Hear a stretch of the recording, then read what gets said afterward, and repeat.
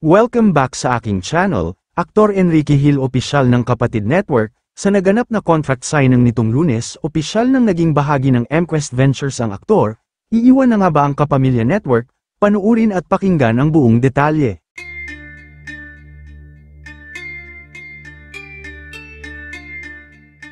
Opisyal na ngang pumirma ng multi-film agreement sa MQuest Ventures ang aktor at negosyanteng si Enrique Hill.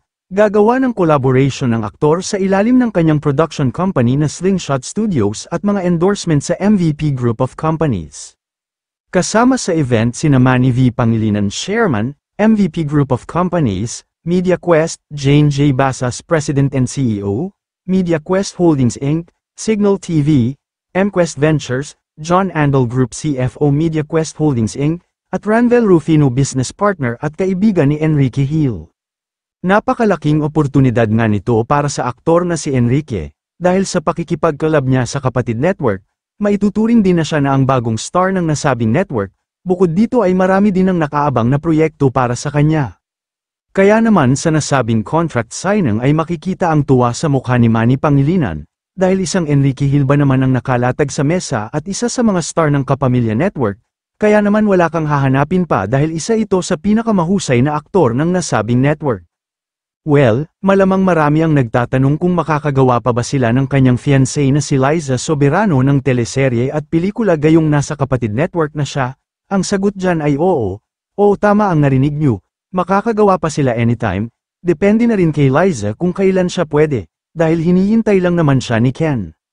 Matatandaan pa nga kamakailan lang nang makapanayam si Liza ng ABS-CBN News, ay inamin nito na pagpasok ng year 2026, ay gagawa ulit sila ng proyekto kasama si Ken, hindi naman nakumpirma kung teleserye ba o isang pelikula.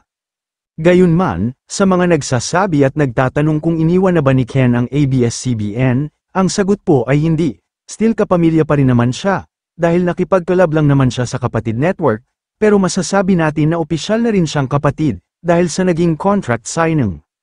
Samantala, marami naman tayong nababasa na komento, lalong-lalo na ang mga fans ng Liz Ken na sabik na silang magtambal muli ang dalawa, dahil ilang taon na rin magmula nang maghiwalay sila ng landas, nang piliin ni Liza ang kanyang Hollywood dream.